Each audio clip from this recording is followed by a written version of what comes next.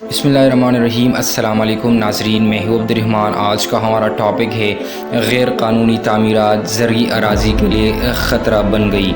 سر چھپانے کے لیے اپنی چھت کی خواہش تو سب کرتے ہیں، لیکن اس خواہش نے آج کل سنگین صورتحال اختیار کر لی ہے، کیونکہ اس مقصد کو پورا کرنے کے لیے زرعی زمینوں کا بے دریغ استعمال کیا جا رہا ہے، جو مستقبل قریب میں غذائی قلت اور ماحولیاتی مسائل کا سبب بن سکتا ہے۔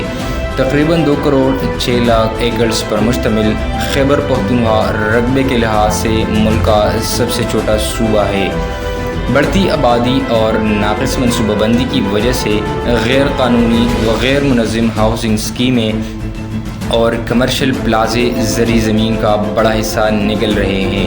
محکمہ زراعت کے مطابق صوبے کی 7% زمین مکانوں، سڑکوں اور دوسری عمارتوں پر مشتمل ہے، جبکہ 40% پر جنگلات موجود ہیں۔ اسی طرح صوبے میں 45 لاکھ ایکڑ زرعی زمین ہے، جس میں 22 لاکھ ایکڑ زمین بارانی اور 23 لاکھ ایکڑ زمین زیر آبپاشی زمین ہے، یعنی قابل کاشت زمین صرف 45 لاکھ ایکڑز ہیں، جو کہ صوبے کی 3.5 کروڑ آبادی کے لیے پہلے ہی کم ہے۔ بڑھتی آبادی اور تیزی سے ختم ہوتی زرعی زمین کی وجہ سے یہ اندیشہ ہے کہ صوبہ کئی خوراک کے لیے دوسرے صوبوں پر انحصار نہ کرنے لگ جائے۔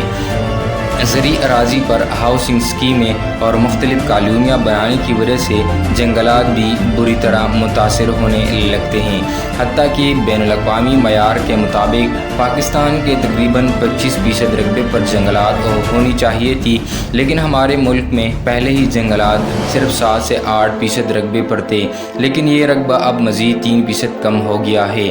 سندھ میں 2,70,000 ایکڑز پر مشتمل ساحلی جنگلات اب 70,000 ایکڑ تک آ گئے ہیں۔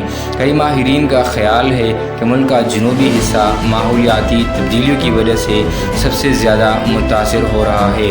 ان ماحولیات کے درپیش چیلنجز سے نمٹنے کے لیے قومی خزانے سے $120 ملین کی لاگت کے ساتھ بلین ٹری سونامی منصوبے کے تحت 1 ارب درخت لگانے کا دعویٰ کیا گیا ہے۔